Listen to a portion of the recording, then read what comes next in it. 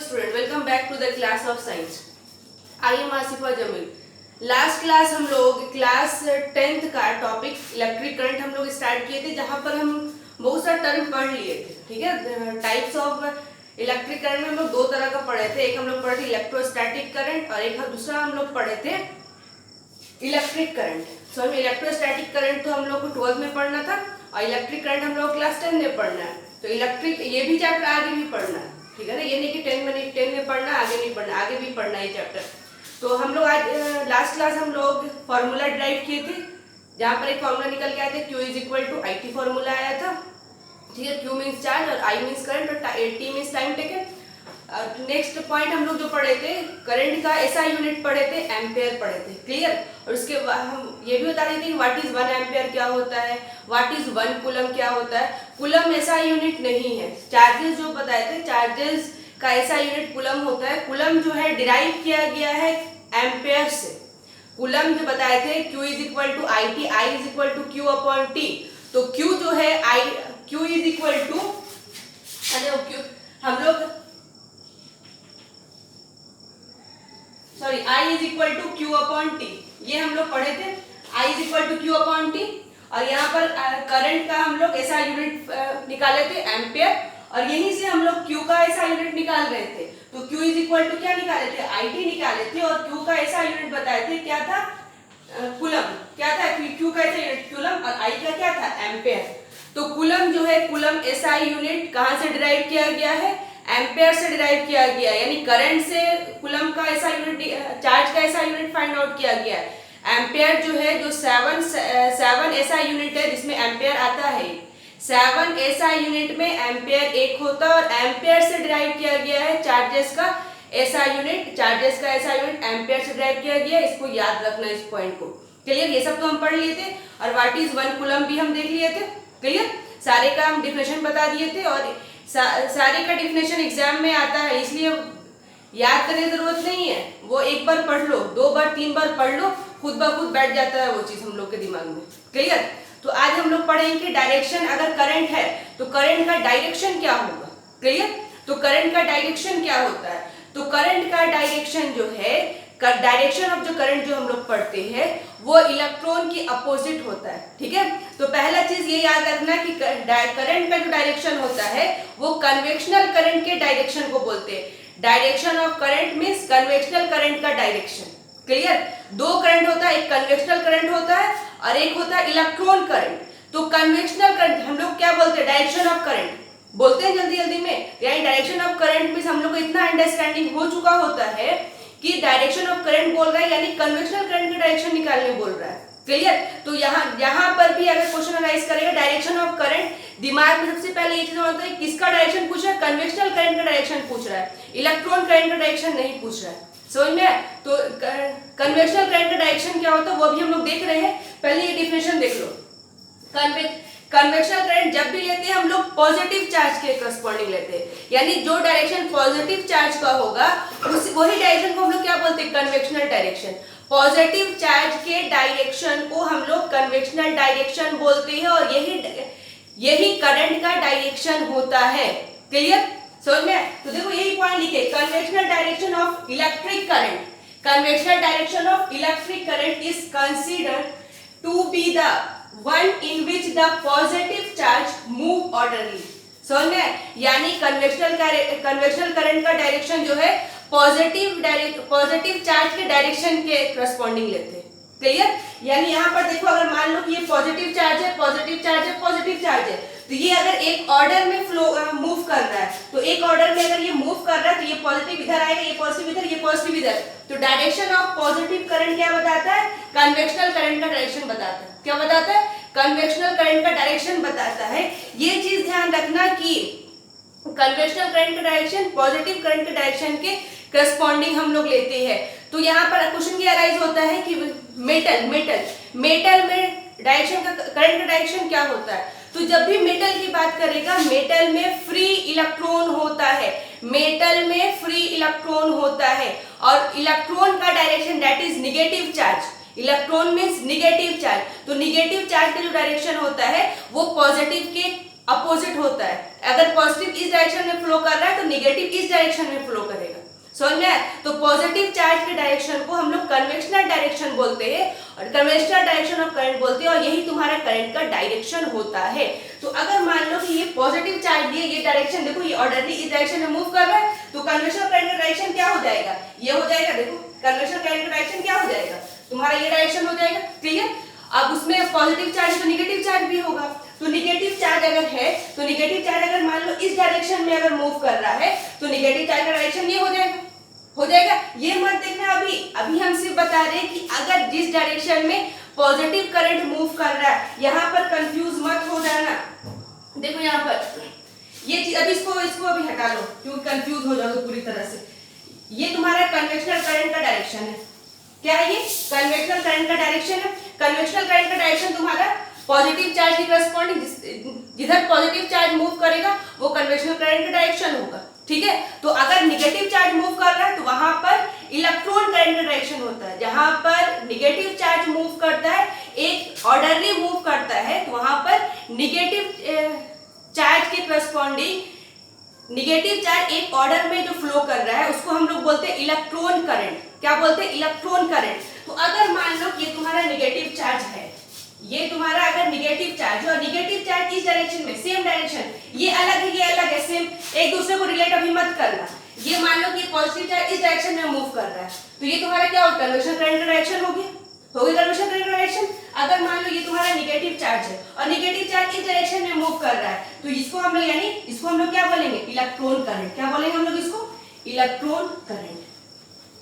Electron किस direction में move कर रहा है, यानी निगेटिव चार्ज किस डायरेक्शन में मूव कर रहा है? इस डायरेक्शन में मूव कर रहा है। इस डायरेक्शन में अगर मूव कर रहा है तो कन्वेंशनल इलेक्ट्रॉन करंट का डायरेक्शन क्या हो जाएगा? ये हो जाएगा। क्लियर? समझ में आया? ये मत देखना, ये दोनों को रिलेट मत करना। अभी सिंपल, अभी देखो ये पॉजिटिव चार्ज है, पॉजिटिव चार्ज इस डायरेक्शन में मूव कर रहा है तो कन्वेंशनल करंट का डायरेक्शन ये हो जाएगा।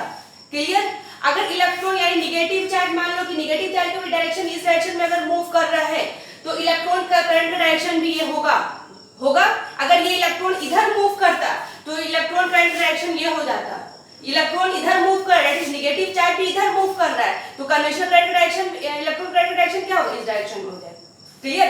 तो इलेक्ट्रॉन, निगेटिव चार्ज को भी हम लोग क्या, निगेटिव चार्ज को ही ना बोलते हैं हम इलेक्ट्रॉन। इलेक्ट्रॉन पर निगेटिव चार्ज होता है तो निगेटिव चार्ज बोलो या इलेक्ट्रॉन बोलो, तो इलेक्ट्रॉन का डायरेक्शन क्या हो जाएगा? सेम डायरेक्शन हो जाएगा। देखो इलेक्ट्रॉन का डायरेक्शन भी क्या हो जाएगा? सेम हो जाएगा। मान लो इलेक्ट्रॉन इधर ही मूव कर रहा है क्योंकि नेगेटिव चार्ज मूव कर रहा है, इलेक्ट्रॉन इधर ही मूव करेगा। ठीक है? तो अब यहाँ पर एक बात को सुनना, अभी इसको कंफ्यूज मत होना। समझ में? अब मेरे बात को नोट करना। हम बता रहे हैं कि कोई भी मान लो तुम मेटल है, मेटल में क्या होता है? फ्री इलेक्ट्रॉन होता है। मेटल में क्या होता है? फ्री इलेक्ट्रॉन होता है। फ्री इलेक्ट्रॉन जो मूव करता है, क्योंकि हम लोगों को पूछेगा कि डायरेक्शन ऑफ द करंट पूछता है और मेटल में फ्री इलेक्ट्रॉन होता है तो इलेक्ट्रॉन का डायरेक्शन क्या होगा? इलेक्ट्रॉन का डायरेक्शन जो है पॉजिटिव चार्ज के अपोजिट होगा। यानी पॉजिटिव चार्ज अगर इस डायरेक्शन में मूव करेगा तो निगेटिव चार्ज उल्टा डायरेक्शन में मूव करेगा। तो मान लो कि अगर इलेक्ट्रॉन इधर मूव कर रहा है, क्योंकि फ्री इलेक्ट्रॉन, मेटल में फ्री इलेक्ट्रॉन होता है, तो फ्री इलेक्ट्रॉन अगर इस डायरेक्शन में मूव कर रहा है तो करंट, कन्वेंशनल करंट उल्टा मूव करेगा। समझ में आया? तो हम इसको ऐसे भी तो लिख सकते हैं कि अगर मान लो ये इलेक्ट्रॉन करंट इधर मूव कर रहा है तो आप पूछेंगे कन्वेंशनल करंट का डायरेक्शन क्या होगा, तो हम क्या बोलेंगे? अगर इलेक्ट्रॉन करंट इधर मूव कर रहा है तो कन्वेंशनल करंट इधर मूव करेगा।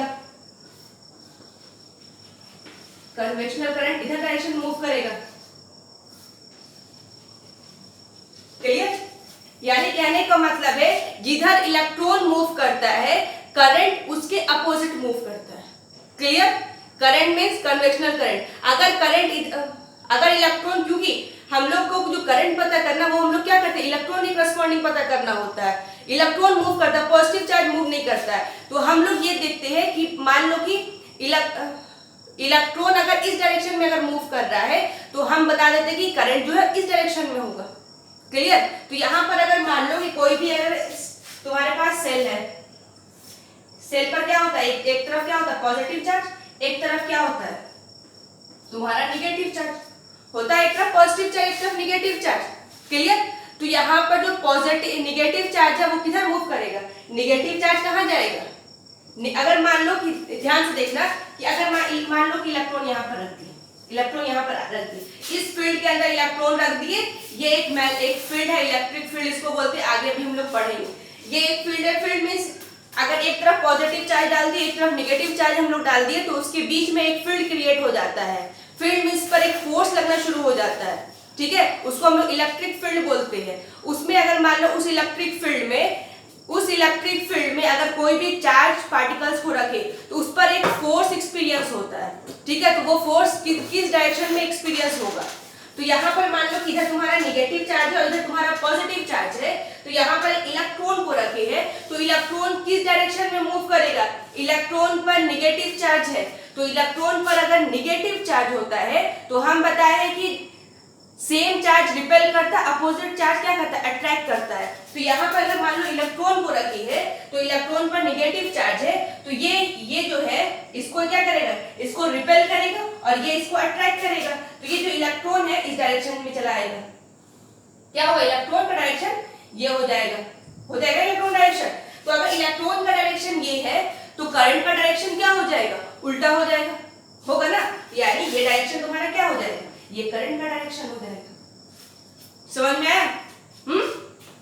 ये एक मान लो कि हम लोग एक इलेक्ट्रिक फील्ड क्रिएट की। इलेक्ट्रिक फील्ड मींस एक तरफ पॉजिटिव चार्ज, एक तरफ नेगेटिव चार्ज कुछ डिस्टेंस पर रखेंगे तो उसके बीच में एक फील्ड क्रिएट हो जाता है, जहां पर कोई भी चार्ज बॉडी को अगर मान लो ये चार्ज पार्टिकल्स को उस फील्ड में रखते हैं, उस फील्ड में एक फोर्स एक्सपीरियंस होता है, ठीक है। वो किस डायरेक्शन में फोर्स एक्सपीरियंस होगा, तो मान लो कि यहाँ पर हम फील्ड क्रिएट कर दिए और यहाँ पर एक इलेक्ट्रॉन को रख दिए, तो इलेक्ट्रॉन पर नेगेटिव चार्ज होता है। हम ये बता चुके हैं प्रॉपर्टीज ऑफ चार्जेस में कि opposite charge attract each other, same charge repel each other.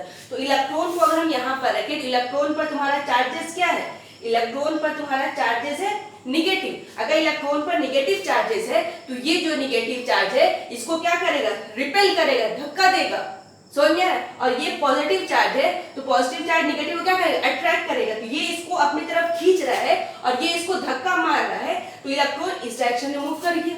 अब इलेक्ट्रॉन का डायरेक्शन हमको पता चल गया। अब जैसे इलेक्ट्रॉन का डायरेक्शन हमको पता चला, हमको क्या पता है, करंट का डायरेक्शन। इलेक्ट्रॉन का डायरेक्शन से अपोजिट करंट का डायरेक्शन हो जाएगा, तो करंट क्या हो जाएगा, इसके अपोजिट मूव कर जाएगा, तो ये करंट का डायरेक्शन है।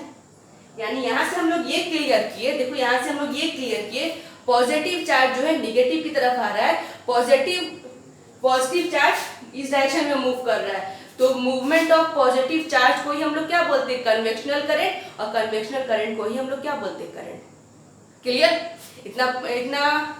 इतना पॉइंट समझ में आ गया, ठीक है। तो ये हम लोग का एक टॉपिक निकल गया, क्योंकि लास्ट क्लास जो हम Q is equal to IT और I is equal to Q upon T या Q is equal to NE, ये सारा जो हम करवा दिए थे, पहले इस पर हम लोग कुछ 7 से 8 न्यूमेरिकल करेंगे, उसके बाद हम लोग पोटेंशियल पर इंटर करेंगे, ठीक है। इलेक्ट्रिक पोटेंशियल डिफरेंस पर इंटर करेंगे। पहले हम लोग 6 से 7 क्वेश्चन पहले कर लेते, ठीक है, यानी न्यूमेरिकल करते। चलो स्टार्ट करते हैं। देखो हम लोग कुछ क्वेश्चन लिखे, इसमें से हम 5 क्वेश्चन लिख दिए। 5 क्वेश्चन अभी हम लोग अटेम्प्ट करेंगे, क्योंकि इसका हम लोग जब तक फिजिक्स में जिस टॉपिक को पढ़ करके अगर उस टॉपिक पर मिनिमम 10 क्वेश्चन अगर हम लोग अटेम्प्ट नहीं करते हैं, सॉल्व नहीं करते हैं, वो चीज़ हम लोगों को क्लियर नहीं होता है। तो फिजिक्स में ये चीज़ होता है कि पहले जिस टॉपिक को पढ़ो उस पर मिनिमम 10 to 15 क्वेश्चन उस टॉपिक से करो, तब जाके वो टॉपिक तुमको क्लियर होगा कि कहाँ पर कुछ क्वेश्चन को कैसे हम लोग सॉल्व करते हैं, ठीक है। ये नहीं कि अब वो चीज़ नहीं है कि सिर्फ पढ़ते जाएंगे, 8 की तरह नहीं है कि हम लोग पढ़ते जाएंगे, नोट्स बनाते जाएंगे। अब यहाँ पर जिस टॉपिक को पढ़ेंगे उस पर पहले क्वेश्चन सॉल्व करेंगे, न्यूमेरिकल करेंगे, उसके बाद हम लोग नेक्स्ट टॉपिक पे इंटर करेंगे, तभी वो टॉपिक हम लोग के हाथ में आता है, क्लियर। तभी वो चीज़ हम लोग को पूरी तरह से कंसेप्ट क्लियर होता है, क्लियर। तो अब हम लोग पहला क्वेश्चन देखते हैं। पहला क्वेश्चन क्या बोल रहा है, ये क्वेश्चन नंबर फर्स्ट है, ध्यान से देखना, ये क्वेश्चन नंबर फर्स्ट है। A conductor carries a current of 0.2 ampere, find the amount of charge. A conductor carries a current, current को हम क्या लिख रहे हैं, I लिख रहे हैं, ठीक है। carries a current of 0.2 ampere, find the amount of charge that pass through the cross section of a conductor in 30 second. क्या है ये, 30 second. How many electron will flow in this time interval if the charge, ये Q means charge, charge on one electron is 1.6 into 10 to the power minus 19 coulomb. अगर ये नहीं भी दिया रहता तो हम लोगों को ये चीज पता होता है कि एक इलेक्ट्रॉन पर कितना चार्ज होता है, 1.6 into 10 to the power minus 19 coulomb charge होता है। स्टार्टिंग क्वेश्चन में ये चीज वैल्यू दिया रहता है, ठीक है। तो ये क्वेश्चन बोल रहा है कि एक कंडक्टर है, उस कंडक्टर में 0.2 एम्पीयर अगर करंट पास करवा रहे हैं तो कितना चार्जेस फ्लो करेगा, find the number of charges. अगर किसी भी कंडक्टर में 0.2 एम्पीयर अगर करंट फ्लो कर रहा है 30 सेकंड के लिए तो कितना चार्जेस यानी कितना अमाउंट ऑफ चार्जेस फ्लो करेगा। यानी हम लोग को फाइंड आउट क्या करना है, क्यू। समझ में आया? क्यू फाइंड आउट करना है तो हम लोग 2-3 फॉर्मूला पढ़े, उसी में फाइंड हम लोग क्यू फाइंड आउट करना है। समझ में आया? और करंट तुम्हारा दिया हुआ है और टाइम दिया हुआ है। पहला तो हम लोग क्यू फाइंड आउट करना है, अब उसके बाद हम लोग आगे क्वेश्चन देखेंगे। सबसे पहले क्यू हम लोग फाइंड आउट कर लो, क्योंकि अगर 0.2 एम्पीयर करंट 30 सेकंड के लिए अगर किसी कंडक्टर में फ्लो करवा रहे हैं तो करंट मतलब number of electron, number of charges flow करेगा। तो कितना चार्जेस फ्लो कर रहा है ये हम लोग को फाइंड आउट करने बोल रहा है। क्लियर? तो हम लोग क्वेश्चन नंबर फर्स्ट यहाँ अटेम्प्ट करते हैं। यहाँ से हम लोग क्वेश्चन नंबर सॉल्यूशन कर रहे हैं, ध्यान देना। ये क्वेश्चन नंबर फर्स्ट क्वेश्चन है, ये first.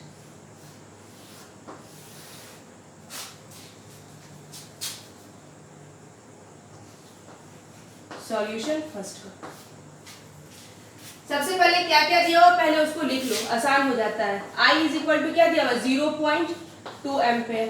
Clear? Amount of charge Q हम लोगों को फाइंड आउट करने बोल रहा है, Q हम लोगों को फाइंड आउट करने बोल रहा है। क्लियर?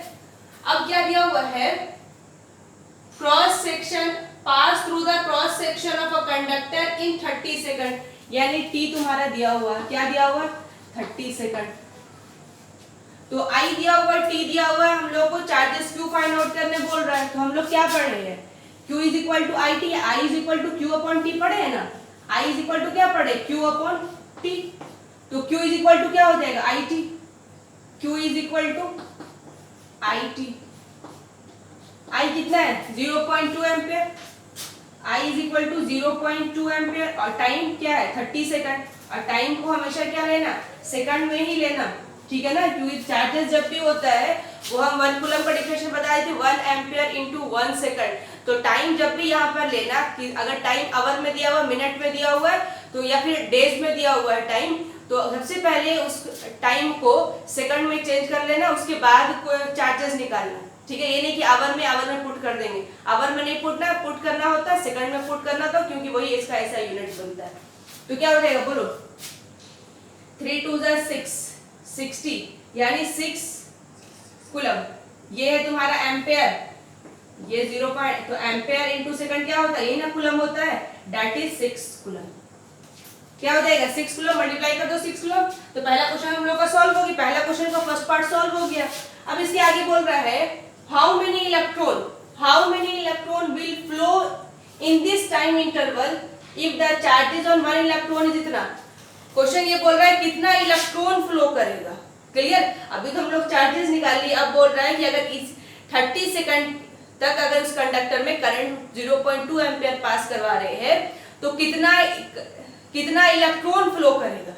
समझ में? तो हम यहाँ पर जब चार्जेस की प्रॉपर्टीज लिखाए थे वहां बताए थे charges are quantised in nature, that is Q is equal to NE बताए थे ना, Q is equal to NE।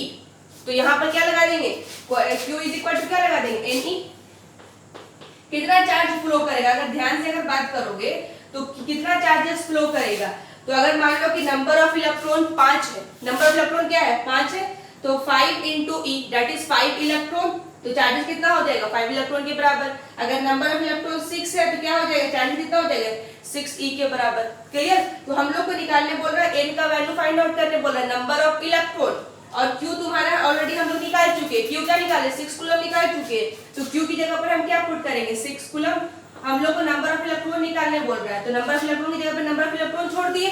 अब यहाँ पर इलेक्ट्रॉन का चार्जेस, इलेक्ट्रॉन पर कितना चार्जेस होता है, तो अगर क्वेश्चन में दे दिया तो ठीक है, नहीं देता है तो हम लोग को ये चीज याद रहता है। तो यहाँ पर दे दिया है कि एक इलेक्ट्रॉन पर कितना चार्जेस होता है 1.6 into 10 to the power minus 19।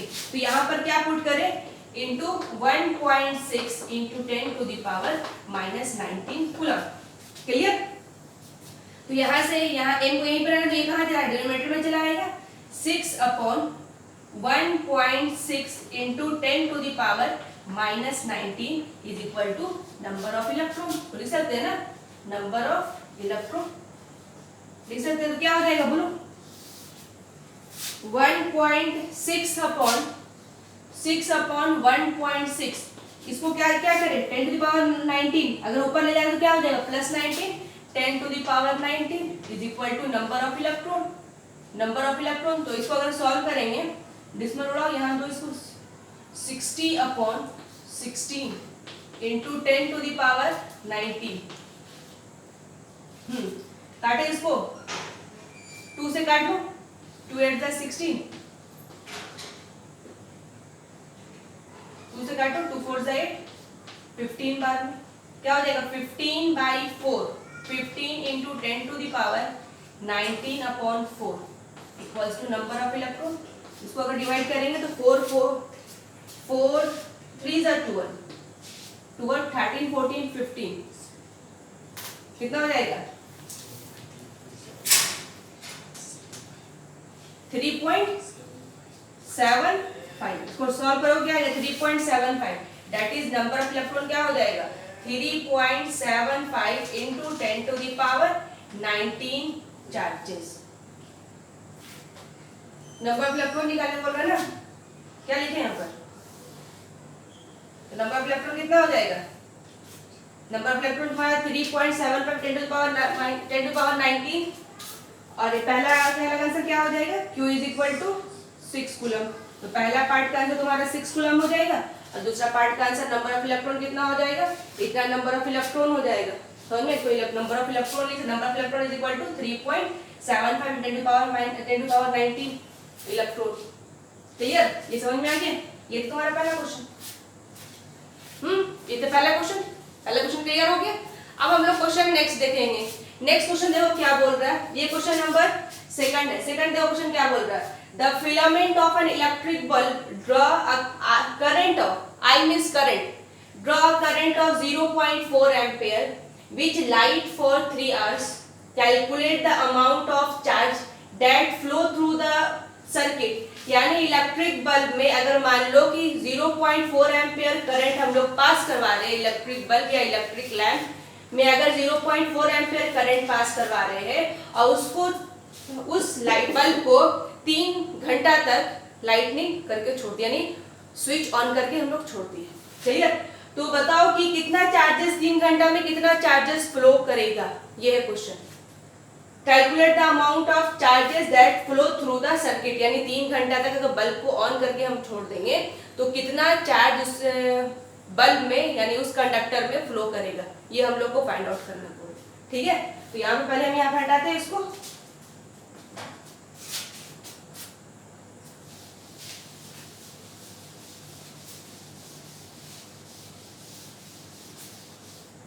Solution second क्या क्या दिया हुआ पहले देख लो। करंट दिया हुआ I दिया हुआ तुम्हारा 0.2 एम्पियर। टाइम दिया हुआ है 3 आवर्स। तो t की जगह पर क्या करें हम लोग 3 आवर्स। हम लोग को निकालने बोल रहा है फाइंड आउट Q। अच्छा करंट तुम्हारा 0.2 नहीं है 0.4 है 0.2 पहले क्वेश्चन का था 0.4 हम लोग Q निकालने बोल रहा है। अब सिंपल लगा दो I is equal to Q upon T तो Q is equal to IT। तो Q इज इक्वल टू क्या लगाएंगे हम लोग Q is equal to IT लगाएंगे क्योंकि I भी दिया हुआ है T भी दिया हुआ है। लेकिन एक चीज ध्यान रखना टाइम जो है ये आवर में दिया हुआ है इसको क्या करना पड़ेगा सेकंड में चेंज करना पड़ेगा। अगर 60 से मल्टीप्लाई करते तो वो मिनट में जाएगा फिर अगर 60 से मल्टीप्लाई करेगा तो क्या होगा सेकंड में जाएगा। तो टाइम को हम लोग क्या करें इसको पहले चेंज कर लो that is 3 into 60 into 60 second. I का वैल्यू 0.4 एम्पियर और टाइम हो गया तुम्हारा 3 इंटू 60 इंटू 60। यहाँ से डिसमल उड़ाओ डिसमल अगर यहाँ से उड़ाएंगे क्या होगा पुट करो वैल्यू कितना हो जाएगा 4 3 जा 12, 12 इंटू 6 6 जा 36, 360 कूलम। कितना हो जाएगा 420 कूलम। इसको मल्टीप्लाई करना है तो कितना आ जाएगा चार्ज 4320 कूलम चार्ज आ जाएगा। ठीक है, मल्टीप्लाई कर लेना, आंसर आ जाएगा। क्लियर? तो क्वेश्चन देखने में इतना बड़ा था, सॉल्यूशन का बहुत छोटा है। नेक्स्ट क्वेश्चन देखो, question number 3, an electric iron draw a current of 0.5 ampere when voltage is 200 volt. जब वोल्टेज 200 वोल्ट है तो कितना करंट उसमें पास कर रहा है, 0.5 एम्पियर करंट पास कर रहा है। तो calculate the amount of charge flowing through it in 1 hour. अगर मान लो कि 200 वोल्टेज, अगर वोल्ट हम लोग घर में सप्लाई आ रहा है, सप्लाई हम लोग के घर में 220 हर एक घर में होता है मिनिमम। ठीक है, तो मान लो कि 200 वोल्टेज हम लोग के घर में आया, आयरन जब हम लोग ऑन किए तो आयरन ऑन किए तो कितना करंट लिया, ये 0.5 एम्पियर करंट लिया। ठीक है, वोल्टेज अगर बढ़ता है तो करंट बढ़ेगा। तो वोल्टेज हम लोग का 200 वोल्टेज है तो कितना करंट सप्लाई हो रहा है, 0.5 एम्पियर करंट सप्लाई हो रहा है। तो अगर हम लोग 1 घंटा तक उस आयरन को लगा करके ऑन करके स्विच ऑन करके अगर हम लोग छोड़ दिए तो कितना वो अमाउंट ऑफ चार्जेस फ्लो करेगा, यानी find the amount of charges flowing through it in 1 hour. 1 घंटा तक ऑन करके छोड़ेंगे तो कितना चार्जेस फ्लो करेगा। हम लोग को निकालने क्या बोल रहा है, क्यू फाइंड आउट करने बोल रहा है। क्लियर? तो क्यू फाइंड आउट करने बोल रहा है और दिया हुआ है तुम्हारा क्या क्या। तो क्वेश्चन नंबर 3 देखते हैं हम लोग। दिया हुआ है तुम्हारा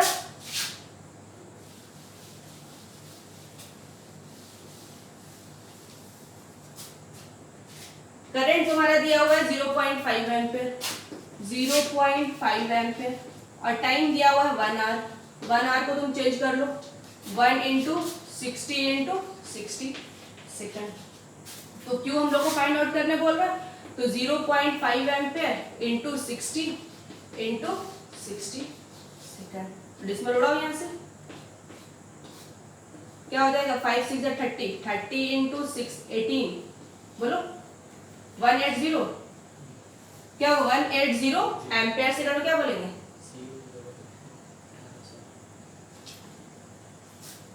अच्छा यहाँ पर 5 6 30, एक 0 हाथ में था और यहाँ पर एक 0 है, इतना कूलम चार्ज। तो चार्जेस कितना हो गया, इतना कूलम चार्ज हो गया। अब यहाँ पर एक क्वेश्चन ये होता है कि जो वोल्टेज जो दिया हुआ है ये क्या काम करेगी, क्वेश्चन में तो यूज नहीं किए अभी क्योंकि ये फॉर्मूला नहीं पढ़े थे। आगे जाके ये फॉर्मूला जब हम लोग पढ़ लेंगे, पोटेंशियल का फॉर्मूला जब पढ़ लेंगे तो यहाँ पर कंफ्यूजन हो जाता है कि ये जो V वाला फॉर्मूला यूज करे कि Q is equal to IT का फॉर्मूला यूज करे। तो यहाँ पर अक्सर स्टूडेंट मिस्टेक करते हैं। तो यहाँ पर ध्यान देना कि ये जो V जो दिया हुआ है यानी पोटेंशियल वोल्टेज जो दिया हुआ है 200 वोल्ट, ये क्या करता है, ये 200 वोल्ट जब करंट 200 वोल्ट पोटेंशियल वोल्टेज अगर सप्लाई करेंगे तो वो 0.5 एम्पियर करंट को मेंटेन करके रखेगा। तो वोल्टेज अगर डाउन होगा तो करंट डाउन होगा। तो करंट अगर 0.5 एम्पियर मेंटेन करना है तो वोल्टेज 200 वोल्ट देना पड़ेगा। क्लियर? तो ये जो 200 वोल्ट जो दिया हुआ वो क्या कर रहा है, वो करंट को मेंटेन कर रहा है। समझ में? इसलिए क्वेश्चन में यूज नहीं होता, वो करंट को मेंटेन। जैसे जैसे आगे बढ़ेंगे ना समझ में आ जाए क्यों नहीं हम लोग यूज कर रहे। ये पहला क्वेश्चन है ना जहां पर दिखा, और बहुत सारा क्वेश्चन में आएगा जहां पर सीरीज ऑफ पैरेलल जब पढ़ेंगे ना तो वहां पर भी दिखेगा कि पोटेंशियल दिया हुआ लेकिन हम लोग क्यों नहीं यूज कर पा रहे हैं इसको। क्लियर? तो ये तुम्हारा क्वेश्चन नंबर 3। अब क्वेश्चन नंबर हम लोग 4 देखो।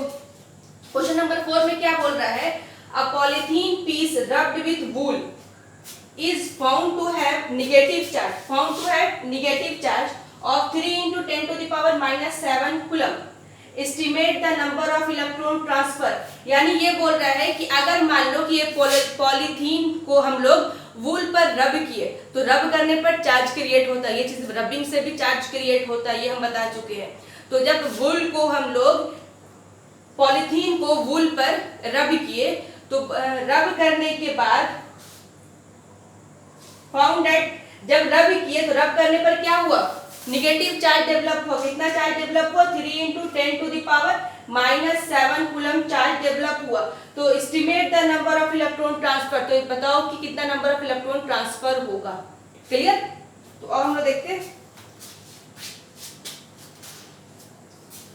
नंबर ऑफ इलेक्ट्रॉन निकालने बोलेगा तो हम लोग Q is equal to Ne का ही फॉर्मूला यूज करेंगे।